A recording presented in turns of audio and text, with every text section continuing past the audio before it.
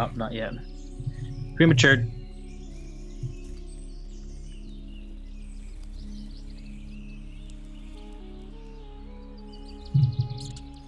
Yeah, what up? We're back. I was camping, you guys. Sorry. It's been a while. It's been a while, I know. I was camping. I was doing my thing. I was getting it in. You know how we do it. Thanks for coming back. We're almost done with this book, man. Your forces and how to use them. We got one person. I don't know who you are, but what's up? It's you and I, all right? Even if I have to read to you by yourself, your own little bedtime story, we're doing it up. All right, we're on chapter 17 of Your Forces and How to Use Them, which is a great book. It's dope. Dope. We're learning all kinds of cool stuff. Oh, man. Then we're diving. That's great. Anywho, let's get first things first. Thank you guys for supporting the Patreon. You guys can do so. Patreon, Keith Garcia. I'll plug myself in there. Let's see. Plug myself in at the bottom. The Etsy shop. Thank you guys for buying all the candles from the Etsy shop and being homies, supporting. I'm glad you guys are enjoying everything. And thanks for just being here. Thanks for showing up. You guys, thanks for hanging out. Thanks for doing the work. Thanks for just making things real interesting and fun along the way. You know what I mean? I got a fortune cookie earlier today. It's delicious. And the fortune said, your reward is the journey and not the destination. And I thought, first of all, awfully audacious of you. You don't know my life, fortune cookie. And then the second thought was, hey, all right, I'll roll with it. I'm down. We're rolling with it. So you guys are on the journey with me, and that is the reward, not even the destination. So thanks, you guys. Appreciate the hell out of that. We'll kick this thing off. We'll kick it just a second. We'll let a couple scragglers head on in. Post it on my YouTube if any guys want to do a live reading. Share it on your guys' pages. Click the like button. Let's get the algorithm up so that people can join. If you're new, take your shoes off, stay a while. Feel free to really, dive in on some of these everyday topics. We're going advanced. This ain't 101, this ain't 102. This is like the 103R class of spirituality. We're going deep. We're diving deep, you guys.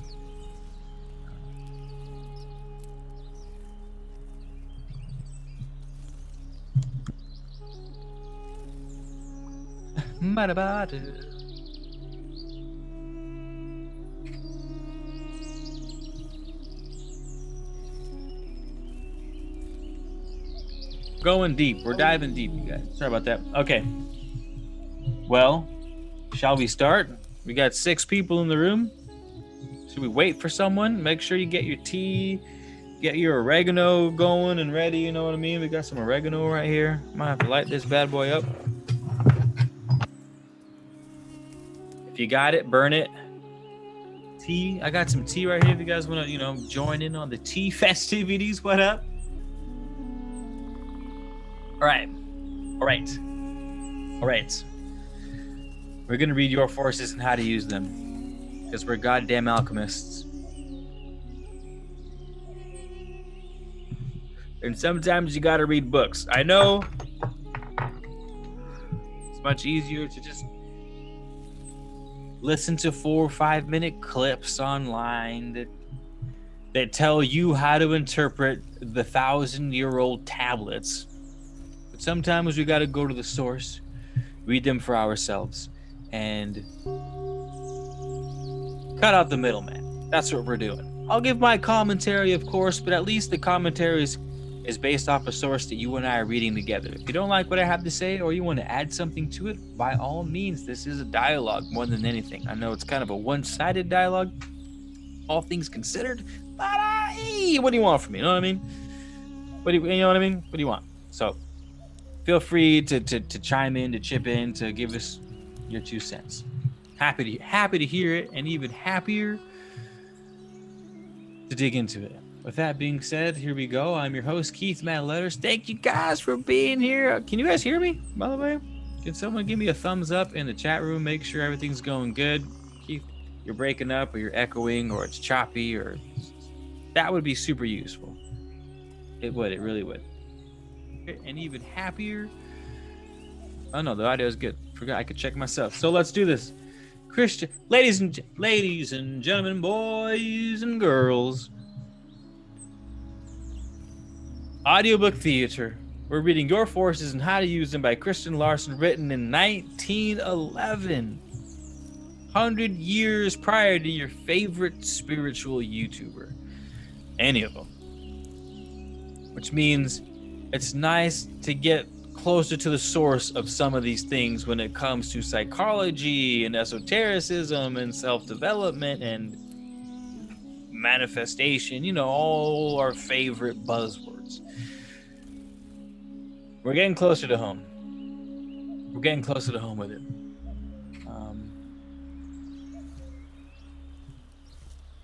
So I'm happy to be reading this book with you guys.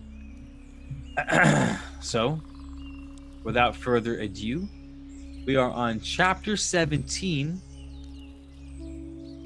And as soon as this page loads, yada, yada, yada.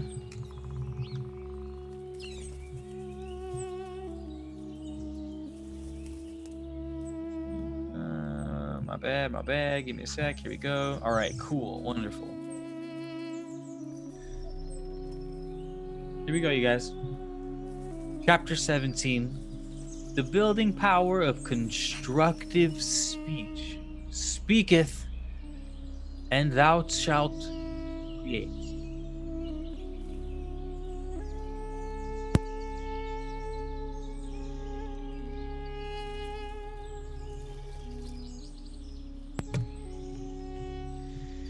Never think or speak of that which you do not wish to happen. The whine, the sting, and the sigh, these three must never appear in a single thought or a single word. You can win 10 times as many friends by talking happiness as you can by talking trouble, and the more real friends you have, the less trouble. Speak well of everything good for you, find and mean it. Speak well of everything good you find and mean it. When you find what you do not like, keep quiet. The less you think or speak of... hold on, I think I read...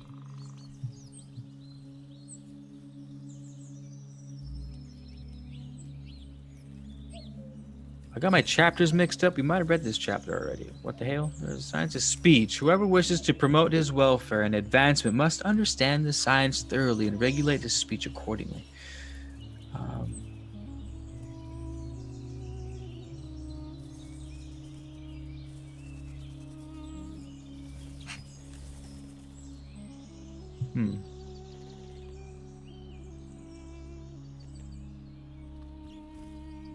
He starts these chapters off with the same ideas as other chapters, and so the phrases he uses, I'm like, oh, did we just read this?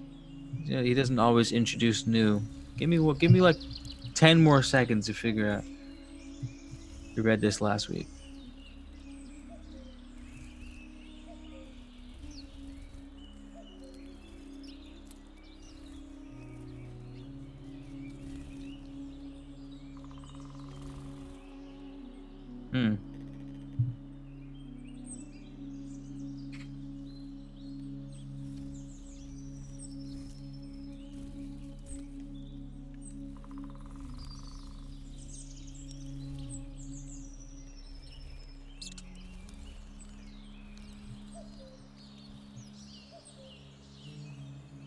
To cause the mind. All right. Well, I guess we read 17. We're going to read chapter 18. Imagination and the mastermind. That's right, mastermind. We left off because you guys follow Napoleon Hill. Let's see where he goes with this.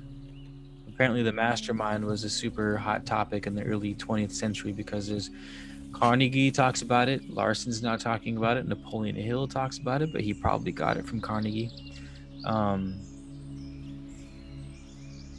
Mastermind. I like it. Okay, so we'll have someone remind me to change the chapter of this later on. That'd be much appreciated. All right, well, here we go.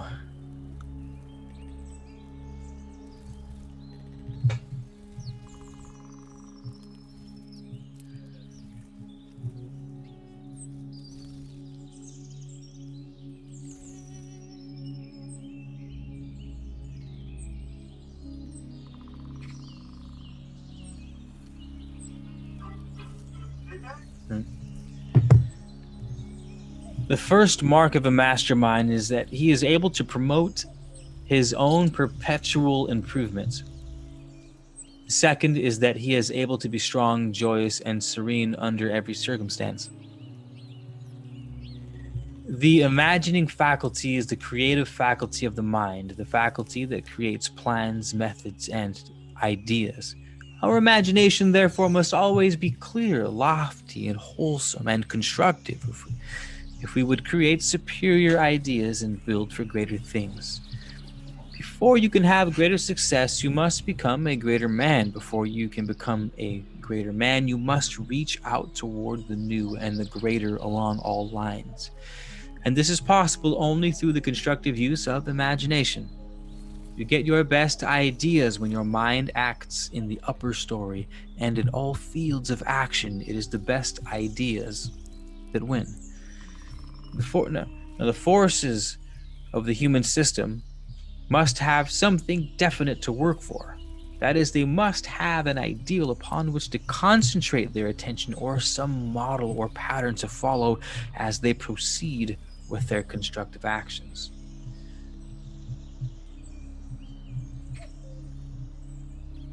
I need to pause to take notes on occasion because there's some juicy stuff in here. To form this model, it is the power of imagination that must be employed, and that power must in each case be applied constructively. What we imagine becomes a pattern for the creative energies of mind and personality, and as the creations of these energies determine what we are to become and attain, we realize that the imaging faculty is one of the most important of all faculties. We therefore cannot afford to lose a moment in learning how to apply it accordingly to the laws of mental construction and growth. Now, to proceed, imagine yourself becoming and attaining what you wish to become and attain. This will give your energies a model, both of your greater future self and your greater future achievements.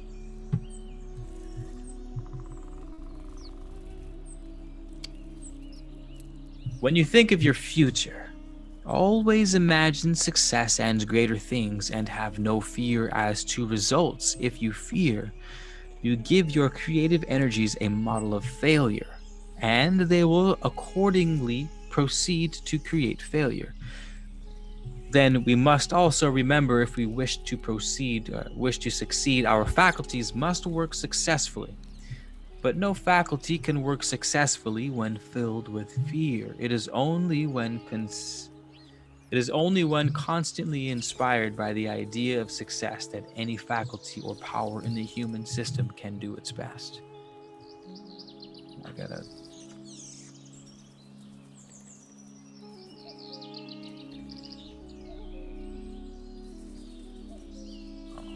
Let's fall asleep.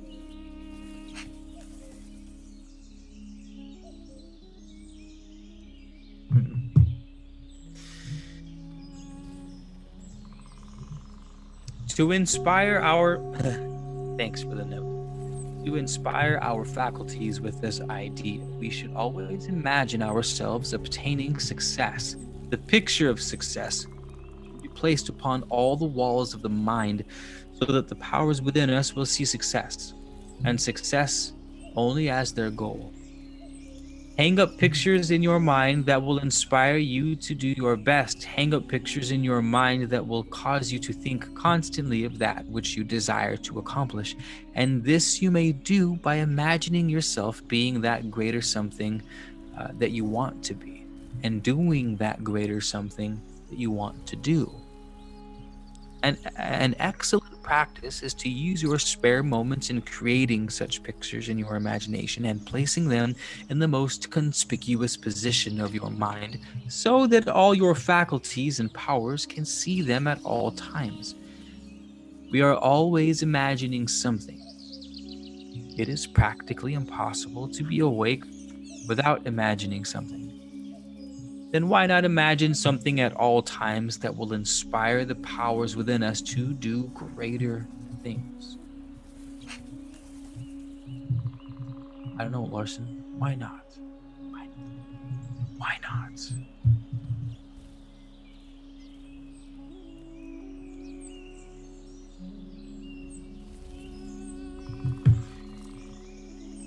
To aid the imagination in picturing the greater, the higher, and the better, we should hitch our wagon to a star. The star may be something quite out of reach as far as present circumstances indicate, but if we hitch our wagon to something in such a lofty position, our mind will begin to take wings. It will no longer be like a worm crawling in the dust. We shall begin to rise and continue to rise. The only thing that can cause the mind to rise is imagination. The only thing that can make the mind larger than it is imagination. The only thing that can make the mind act along new lines is imagination. This being true, it is unwise to use the imagination for any other purpose than for the best that we can think or do. In this connection, there are a few suggestions that will be found of special value. First, make up your mind as to what you really want in every respect. Determine what surroundings or environments you want. Decide upon the kind of friends you want and what kind of work you would prefer. Make all those ideals so good and so perfect that you will have no occasion to change them. Then fix those ideals so clearly in your mind that you can see them at all times, and proceed to desire their realization with all the power of mind and soul. Make that your first step.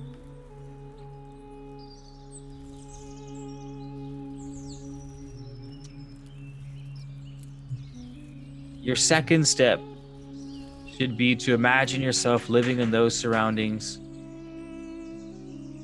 Hold on.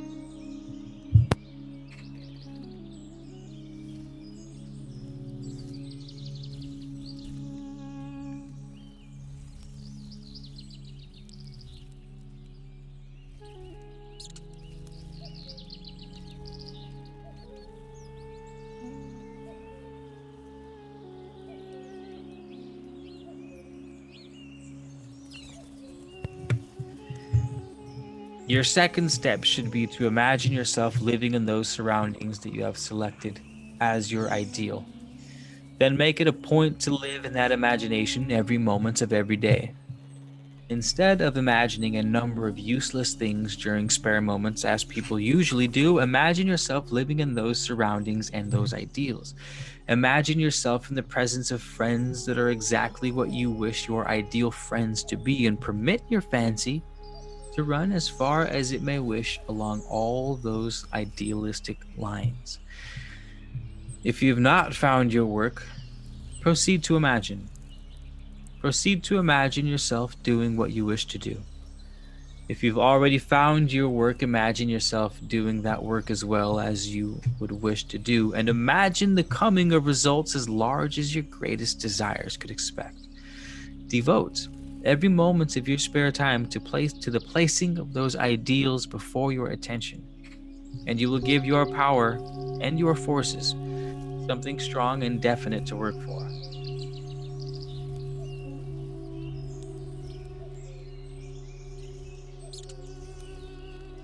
Every mental force is an artist, and it paints according to the model.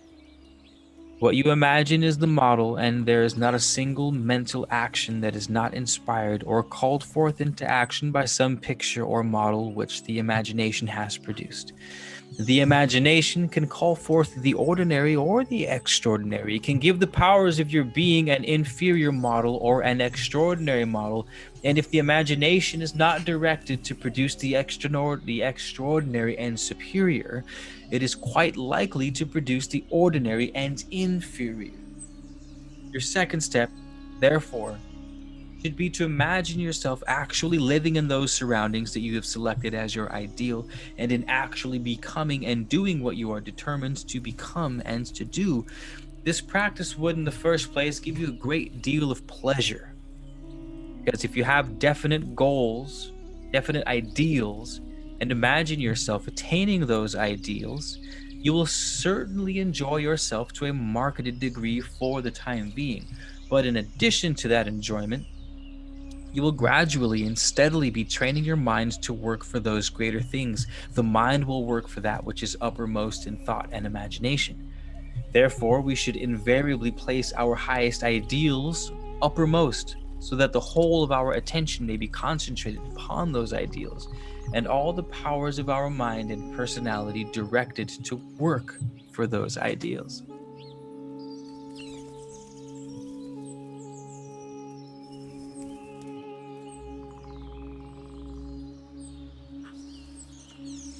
Your third step should be to proceed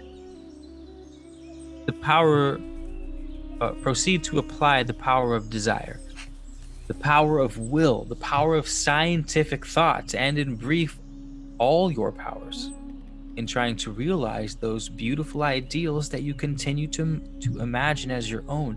Do as the ancient Hebrews did. First, make your prediction. Interesting. Do as the ancient Hebrews did. What the fuck did the ancient Hebrews do? It says, this is what they did. First, make your prediction. Then go to work and make it come true. What you imagine concerning your greater future is your prediction, and you can cause that prediction to come true if you apply all the power in your possession and working for its realization every single day.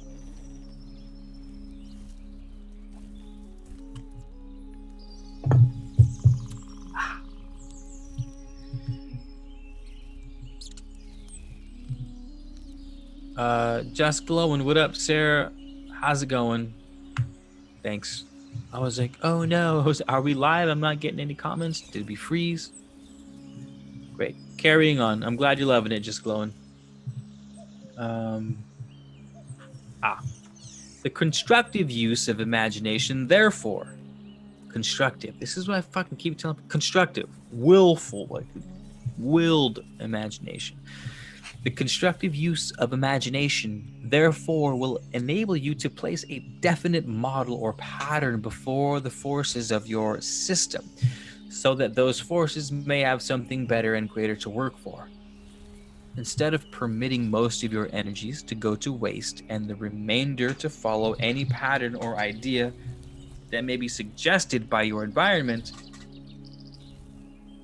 or your own helter-skelter thinking, you will cause all your energy to work for the greatest and the best that you may desire.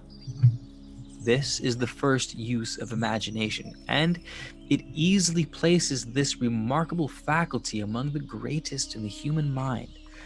Another use of the imagination is found in its power to give the mind something definite to think about at all times, so that the mind may be trained to always think of that which you really want to think. That is, through this use of the imagination, you can select your own thoughts and think your own thought at all times, and he who can do this is gradually becoming a master mind.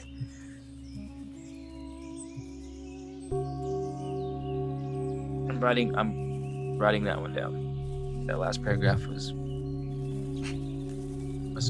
wonderful.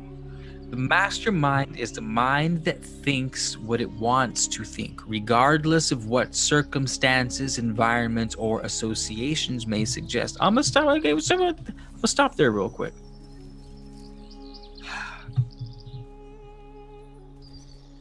Hermetics, Kabbalion, Emerald Tablets, Law of One, we all have this thing about all is mind. And everything starts within. Like, it's always about within. We always go, change happens from within. Hear me out. Listen up.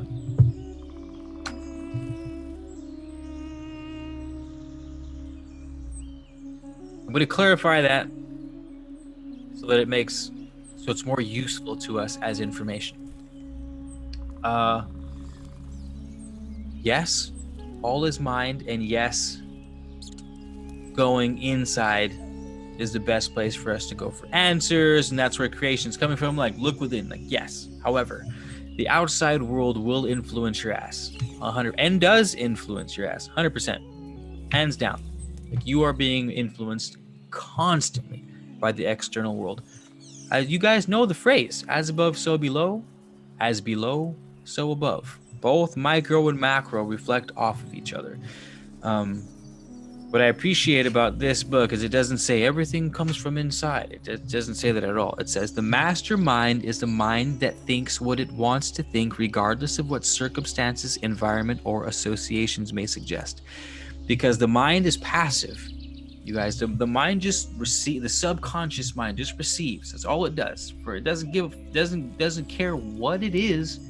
There's no filter on it. It's feminine. It's a pure subconscious. It's just boundless, just soaking things in. So it's the job of the conscious mind, of the willpower, to determine what thoughts go in the mind, or at the very least, what thoughts stay in the mind. We can't help having certain thoughts, but we can help whether they stay there or not, or whether we put ourselves in circumstances that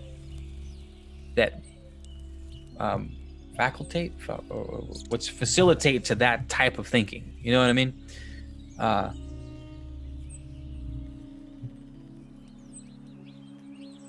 Yeah.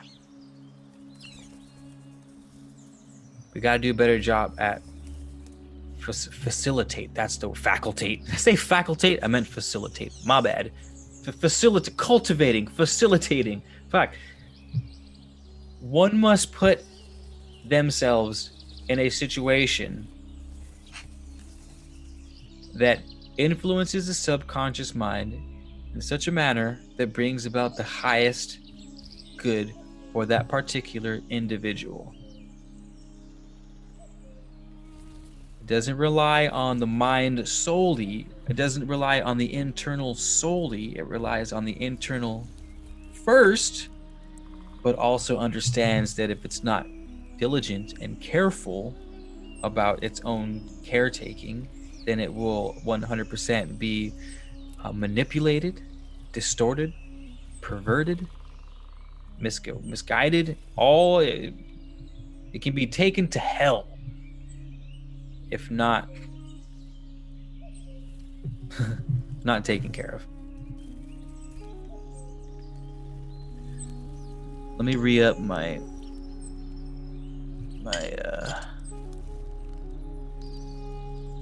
I'm burning frankincense resin over here, and it's glorious.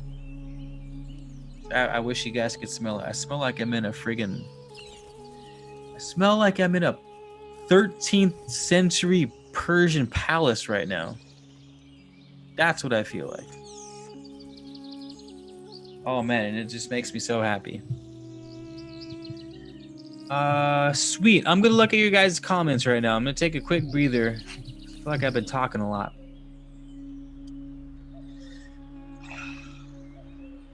Thank you guys for being here. Appreciate the hell out of it.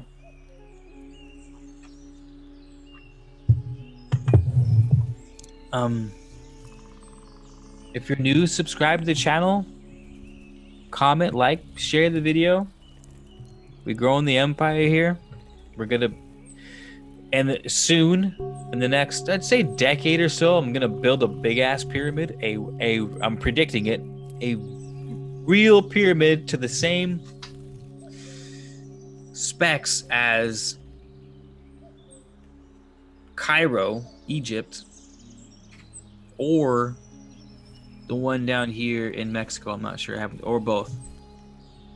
They got big plans coming though. I'm stoked. Richie Bless, what up? Just glowing. Sarah, you guys still here chilling? What's up? Thanks for hanging. Remember the future. Wow, our mind can work for or against us.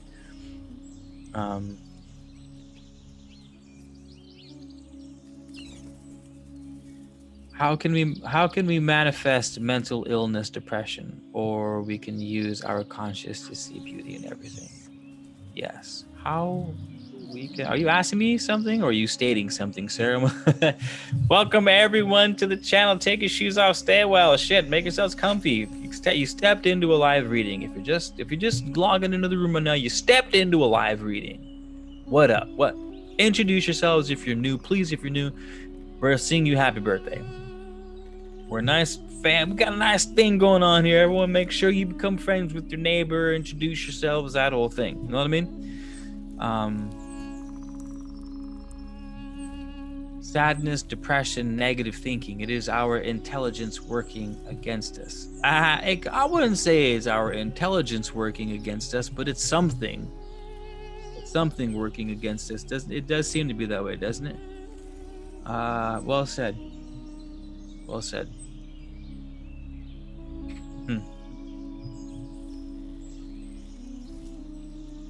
Yeah, because sometimes we have subconscious thought patterns that will hold us back. You know what I mean?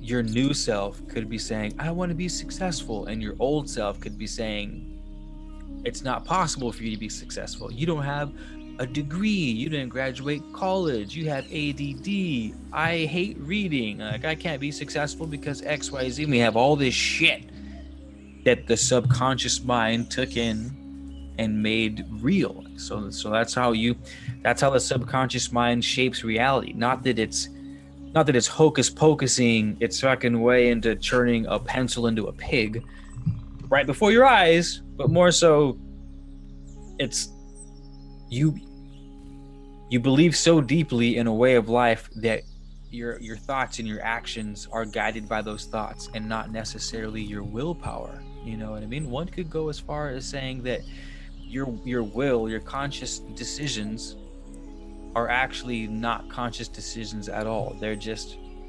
subconscious programming. You think that you're getting out of bed of your own will, but in actuality it's the subconscious driving you because, I got to make money and I got to be successful and I need a business and I need to take care of the family. And so it's like you have all these ways of being that dictate every action you have. Does that make any sense? Like, it's hard putting into words what I mean, but I hope I did it. Should we get back into it? Should we keep going? Christian Larson. Let me see how much. 1, 2, 3, 4. It's 4 more pages. This one's not too long.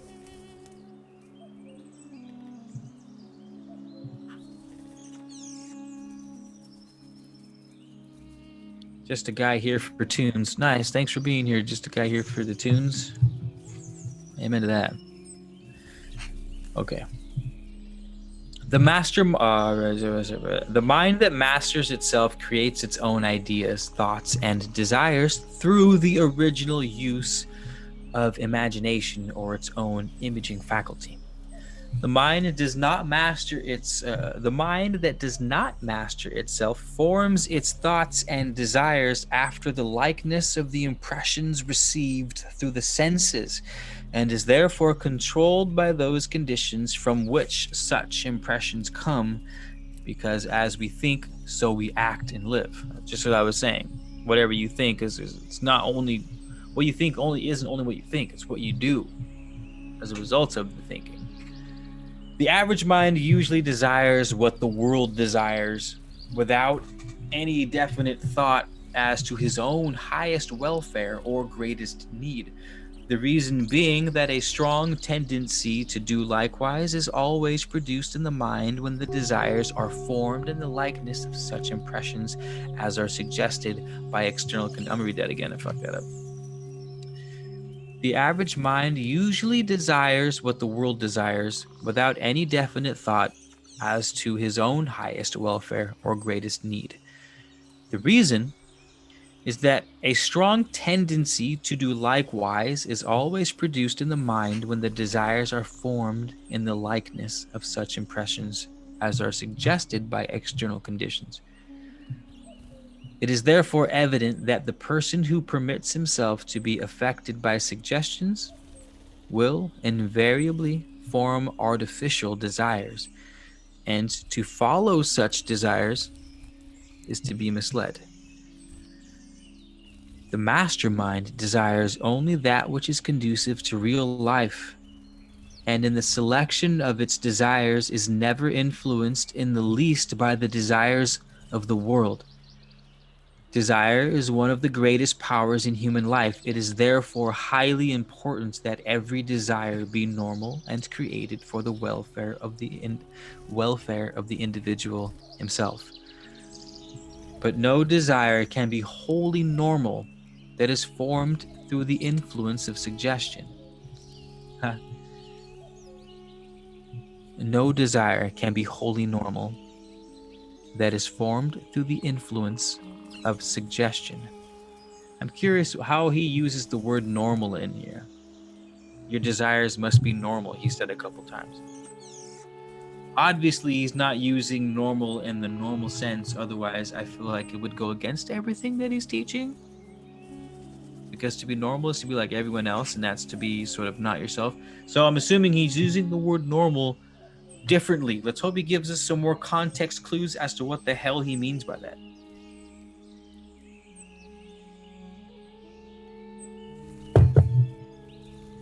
Such desires are always abnormal to some degree, the ones that come from suggestion, and easily cause the individual to be misplaced.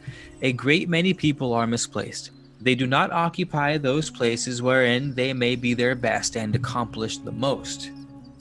They are working at a disadvantage and are living a life that is far inferior to what they are intended to live. The cause is frequently found in abnormal or artificial desires. They have imitated the desires of others without consulting their present needs. They have formed the desire to do what others are doing by permitting their minds to be influenced by suggestions and impressions from the world, forgetting what their present state of development makes them capable of doing now. By imitating the lives, habits, actions, and desires of others, they are led into a life not their own. That is, they are misplaced.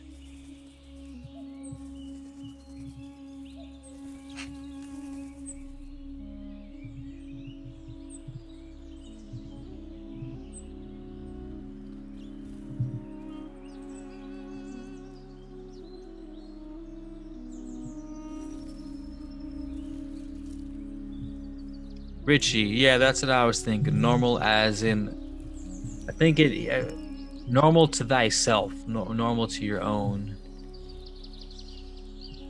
needs, I guess.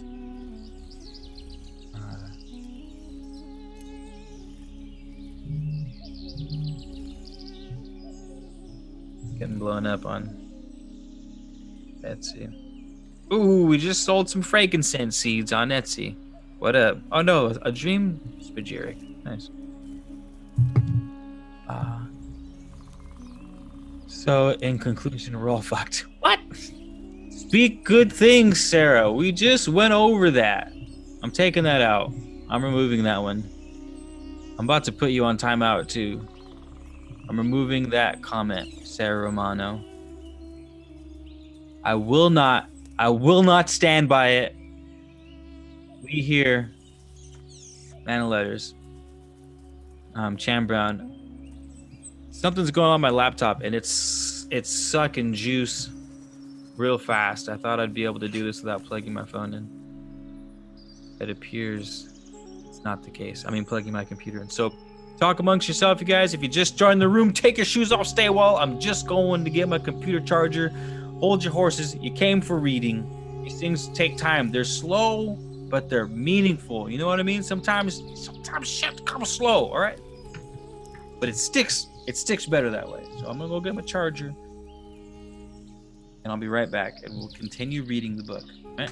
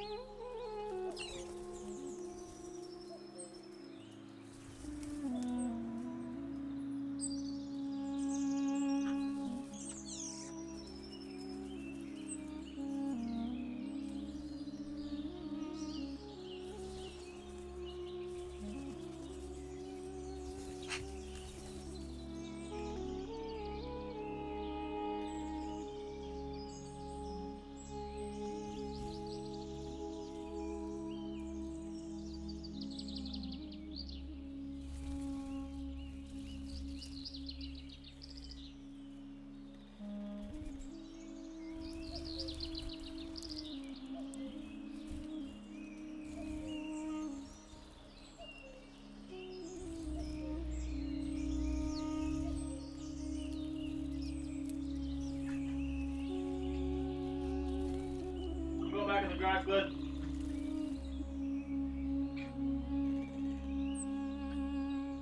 Almost there, y'all.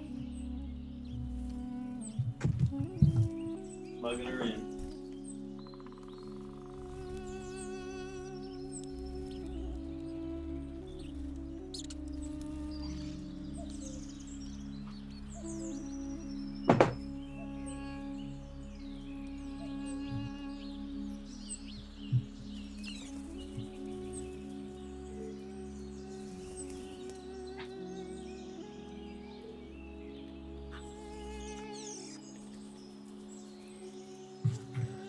Hit. All right, we're back.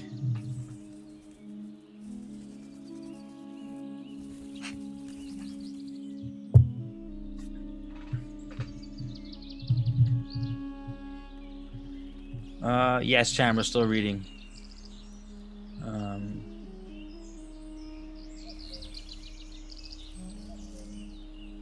What's humor without humor, bro? Any ideas for who Keith might interview? Oh, we're interviewing people? Yeah, my bad, sir. I was definitely. I don't mind the darkness of the joke. I just didn't. Maybe we can keep the darkness. I don't know. My bad. Keep you on next time. Okay, we're gonna go back to it.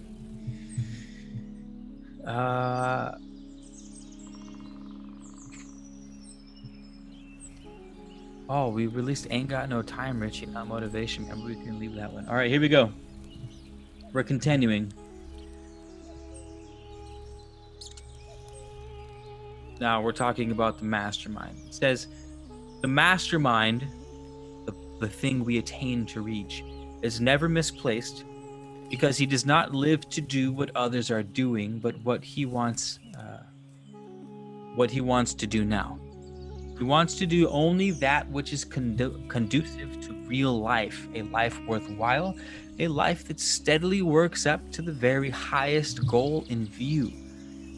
The average mind requires a change of environment before he can change his thoughts. Boom. It says the average mind, which we are not, the average mind requires a change of environment before he can change his thought. He has to go somewhere or bring into his presence something that will suggest a new line of thinking and feeling. The mastermind, however, can change his thought whenever he so desires.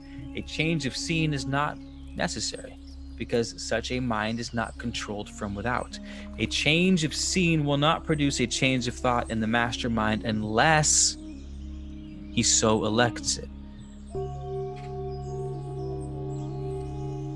The mastermind changes his thoughts, ideals, or desires by imagining upon the mind the exact likeness of the new ideas, the new thoughts, and the new desires that have been selected. I gotta write that paragraph down, hold on. The secret of the mastermind is found wholly in the intelligent use of imagination. He is as he thinks, and his thoughts are patterned after the predominating mental images. Whether those images are impressions suggested from without or impressions formed by the ego acting from within, when man permits his thoughts and desires to be formed in the likeness of impressions received from the without, he will be more or less controlled by environment, and he will be in the hands of fate. But when he transforms every impression received from without into an idea and incorporates that idea into a new mental image, he uses environment as a servant, therefore placing fate in his own hands. Every object that is seen will produce an impression upon the mind according to the degree of susceptibility. This impression will contain the nature of the object of which it is a representation. The nature of this object will be reproduced in the mind, and what has entered the mind will be expressed more or less throughout the entire system. Therefore, the mind that is susceptible to suggestion will reproduce in his own mind and system conditions that are similar in nature to almost everything that he may see, hear, or feel. He will consequently be a reflection of the world in which he lives. Sheep, NPC, we talk about this all the time. Isn't this so cool? That's what I'm saying. Read old books, you guys. Fuck. Read them. Read old books as often as you can. Read them.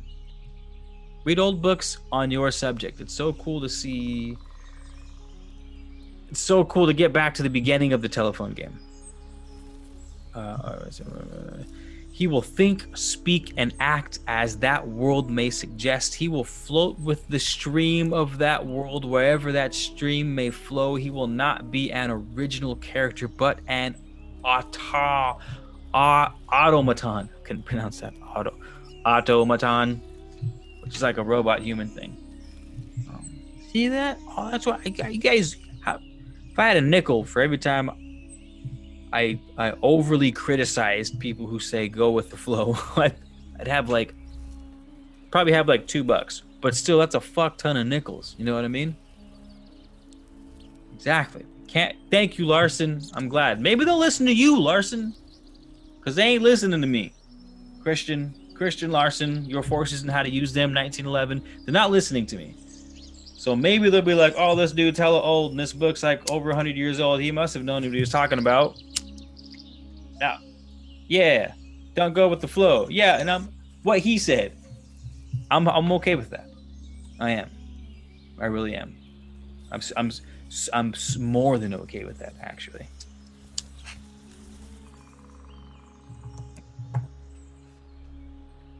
If you got it, burn it. You guys want to see something cool?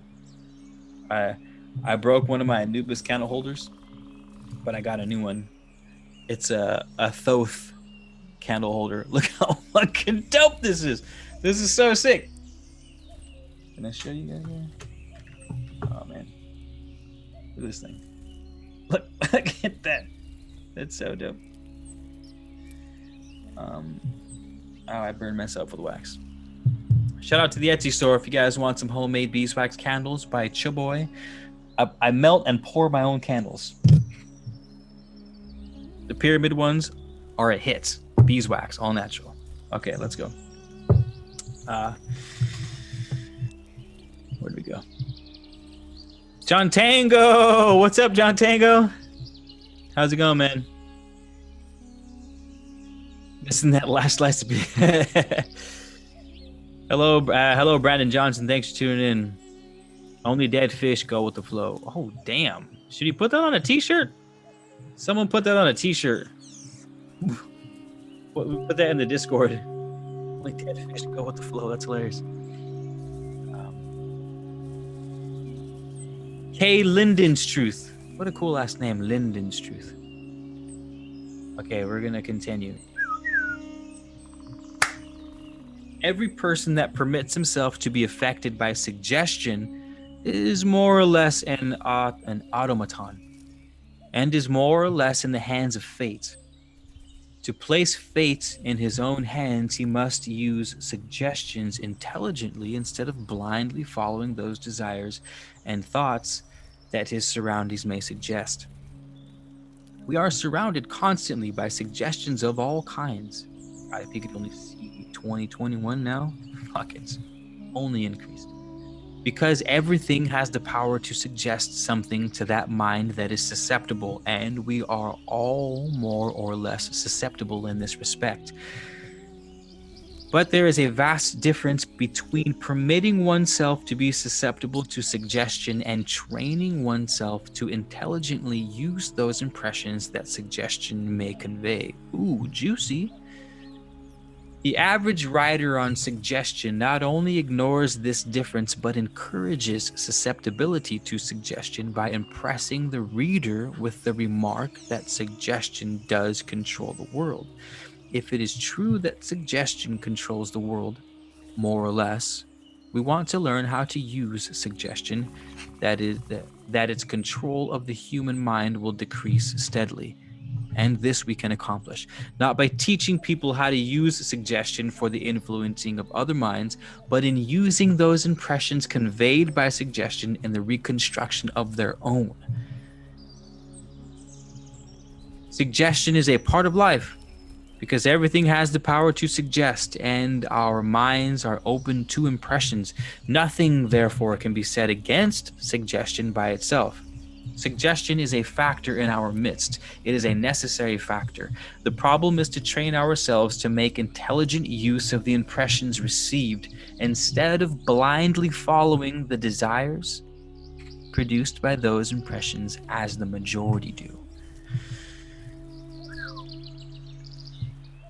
I feel like we're hitting that sweet spot in the chapter.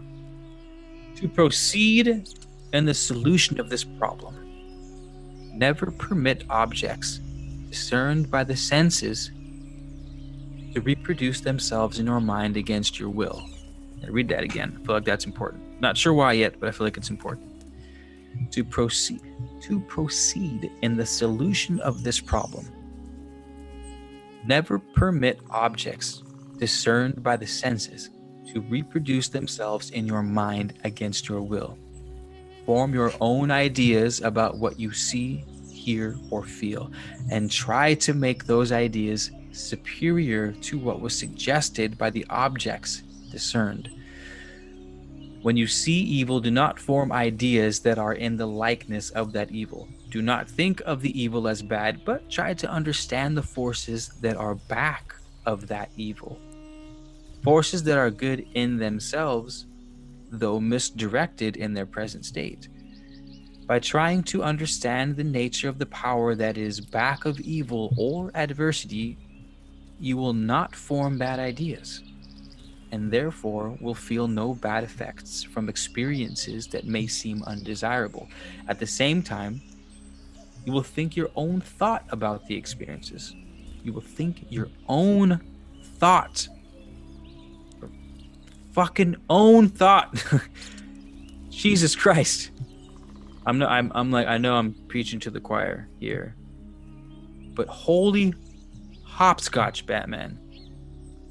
If more people in this fucking world would do that one goddamn thing, and in half a generation, you would see we would be on Pluto colonizing and shit.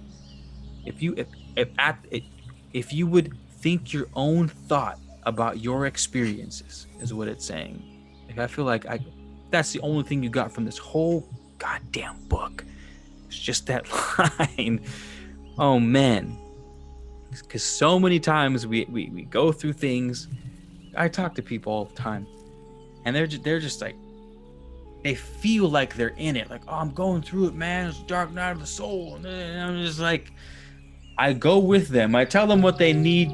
I tell them what their soul needs at that time to get out of the rut, which isn't what I'm about to tell you guys about the situation. What about the situation, objectively speaking, it was like, it wasn't that bad. Like, it was bad, but dude, you're 2 or 3 decisions twice a day after 6 months away from being completely 180. Like, simple fixed shit when I'm working with people. I tell them at the time, you know what I mean? I kind of like coax them and guide them whatever they sort of need. Anywho, what happens is things don't go our way, and we go into fight or flight mode, and it's just like, oh shit, like, what am I gonna do? How am I gonna live? What am I gonna eat? Like, no one's gonna love me. And that's really what it is. At the end of the day, it's like, no one will love me. That's basically all the problems when it's boiled down is, and then everyone will hate me, or I'll hate myself with some variation of that, or both, in like fucking the worst cases. Anywho, if we changed our reaction to the world based off our own volition, then like it's almost impossible to be foiled, to have any of your plans foiled by almost anything, because no matter what problem exists in the world, there's not a solution to it. You know what I mean? A lot of the times we choose not to see the solution, because though the answer is plain as day, going through with that truth or whatever it takes might be extremely difficult, and some people never do it. It kills some people. I wouldn't be surprised if that's how people die in general, is just not dealing with shit to the point where their physical bodies just had it, and like their soul is just fucking had it at this point. I don't know, but it keeps me up at night. That was quite the tangent. It's quite the tangent. You guys still in here with me? Troopers. I like it. Thanks for sticking around. Love you guys. Thanks for supporting the channel and commenting and jumping on the Patreon and buying from my Etsy shop and sharing my videos and leaving comments and giving the thumbs up on them. Thank you for that shit. Appreciate the hell out of it. I really do. Quick scan through you guys' comments to see if there's anything juicy in there, and then we will continue.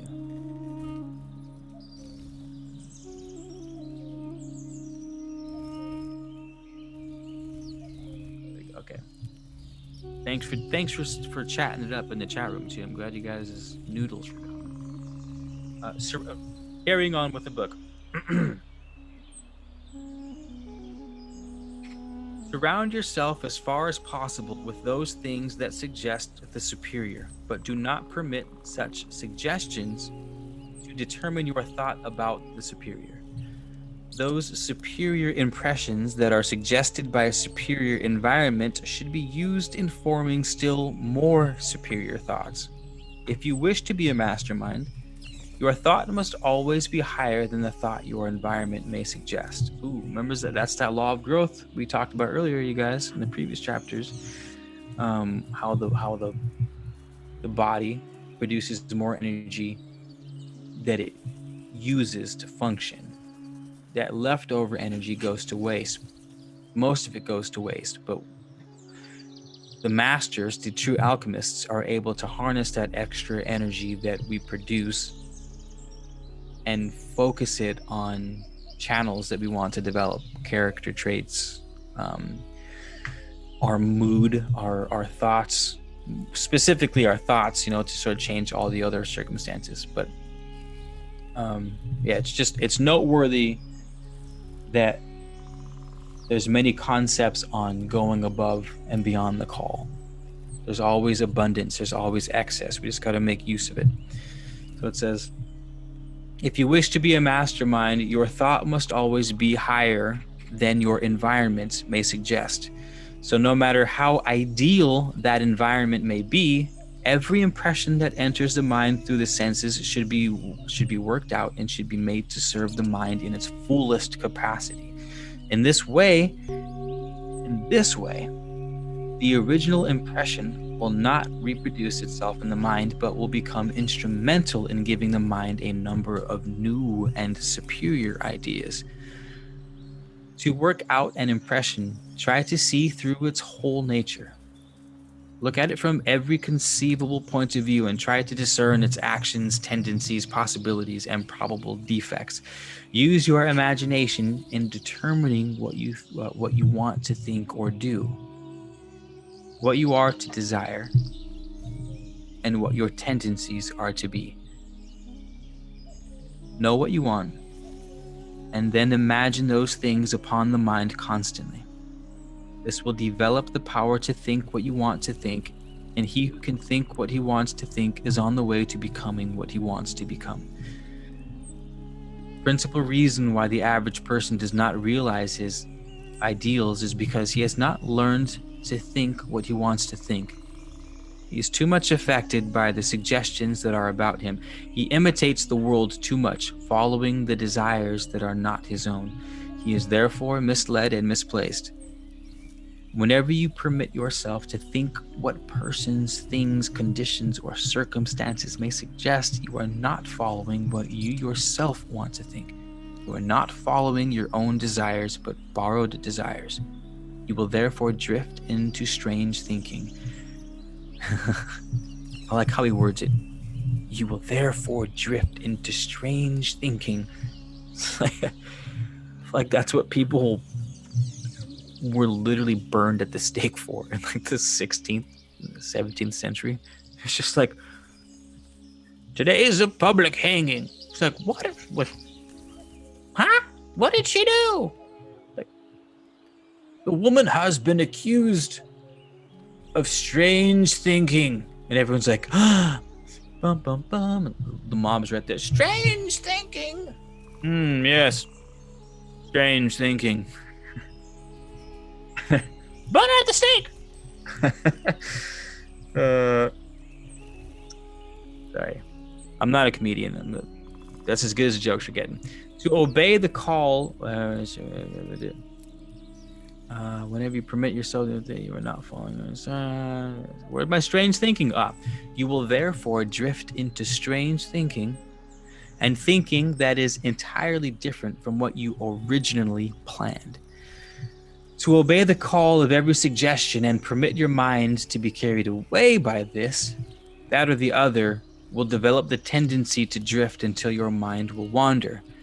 Concentration will be almost absent, and you will become wholly incapable of thinking, of actually thinking what you want to think. I feel like I ruined those last two sentences. Sorry. The lines are like starting to jumble into each other. To obey the call of every suggestion and permit your minds to be carried away by this, that or the other will develop the tendency to drift until your mind will wander. Concentration will be almost absent, and you will become wholly incapable of actually thinking what you want to think. One line of constructive thinking will scarcely be begun when another line will be suggested, and you will leave the unfinished task to begin something else, which in turn will be left incomplete. Nothing, therefore, will be accomplished. To become a mastermind, think what you want to think, no matter what your surroundings may suggest, and continue to think what you want to think until that particular line of thought or action has been completed. Desire what you want to desire and impress that desire so deeply upon the subconscious that it cannot possibly be disturbed by those foreign desires that environment may suggest, and continue to express that desire with all the life and power that is in you until you get what you want. When you know that you are in the right desire, do not permit anything to influence your mind to change. Take such suggestions and convert them into the desire you have already decided upon, thereby giving that desire additional life and power. Never close your mind to impressions from without. Never close your mind to impressions from without. Interesting. I feel like this is a conclusion wrapping up the chapter, but I don't remember him saying that specifically in the previous chapter. I like that. Never close your mind to impressions from without. Keep the mind open to the actions of all those worlds that may exist in your sphere, and try to gain valuable impressions from every source. Man, it's fucking beautiful. But do not blindly follow those impressions.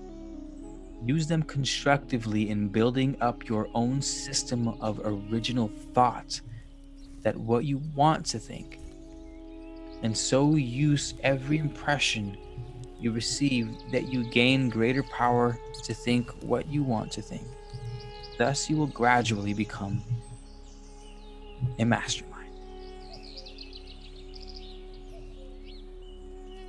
And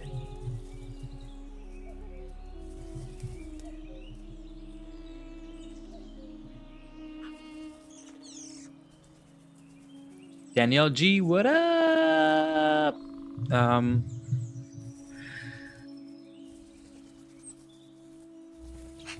Nice. I really enjoyed that. All of these, they're so good, man. That was chapter 18. It's chapter 18. It's this 12, chapter 18.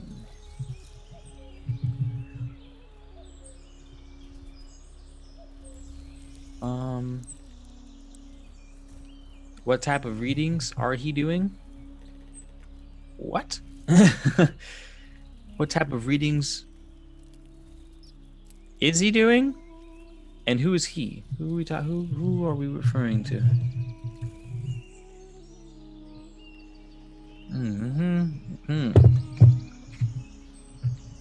Cam. You guys, we can only help those who want to be helped. And we can only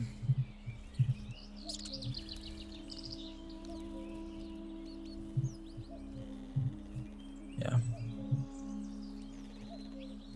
Sweet. That was a good chapter, you guys. Thanks for being here. Next chapter is we'll read it in the next time, but it's a preview. Chapter 19, The Higher Forces in Man. Follow the vision of the soul. Be true to your ideals no matter what may happen now. Then things will take a turn, and the very things you wanted to happen will happen. The ideal has a positive drawing power towards the higher, the greater, and the superior. Whoever gives his attention constantly to the ideal, therefore, will steadily rise in the scale. Take things as they are today and proceed at once to make them better. Expect every change to lead you to something better, and it will. As your faith is, so shall it be. To be human is not to be weak. Or to be human as not to be weak. To be human is to be all that there is in man, and the greatness that as contained in the whole of man is marvelous indeed. That looks like a good chapter 1.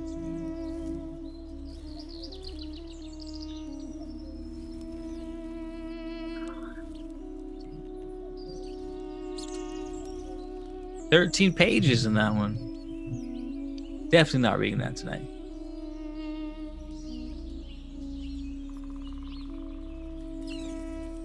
I burned some oregano. It smelled good, but I don't think that's what you meant now that I think about it. Definitely was not referring to the oregano that you probably thought I was referring to. But what does yours smell like? That's hella funny.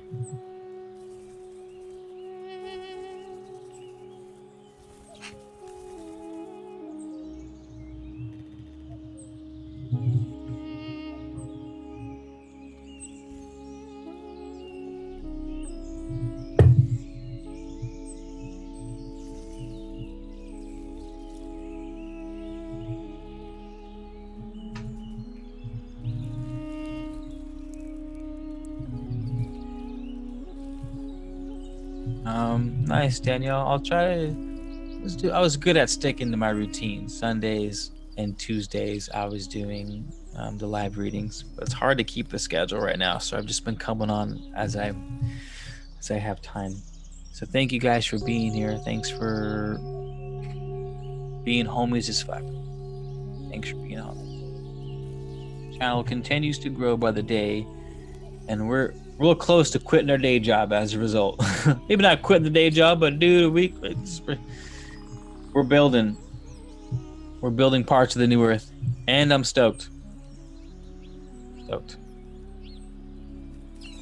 Smells like I'm cooking steak. That's fine. Steak sounds good. I'm burning frankincense. I'm burning black frankincense, green hojari frankincense, sweet myrrh. I'm burning benzoin. Benzoin smelling super nice. It's like cinnamony almonds. It smells wonderful. Sweet. But Sarah, one love, one heart. Let's get together and be alright. Wah, wah, wah, wah. Let's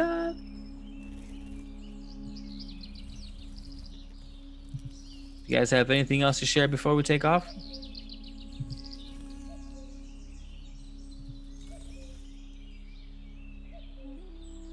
Crazy how people come through. It's 78. It's crazy. A lot of people. Damn, that's crazy. A lot of people checking out. Staying. Huh. That's hella funny, dude. Just a guy here for tunes. That's hella funny because my girl came in. And I burnt the sweet myrrh particularly smelled like, I was like, this doesn't this smell like Jesus? And she's all, fuck, it does. I was like, I feel like the barn that Jesus was born in smells exactly like the garage right now. And it like it did. It was so funny.